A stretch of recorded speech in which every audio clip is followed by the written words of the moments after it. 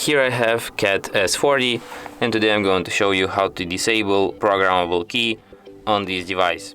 So to disable this key, which you can long press and it performs some actions, like opening the Google Chrome.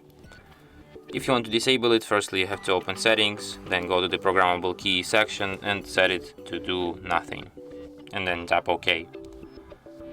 And now this key will be deactivated. And that's it. Thanks for watching. If you find this tutorial useful, don't forget to hit that like button and subscribe to our channel.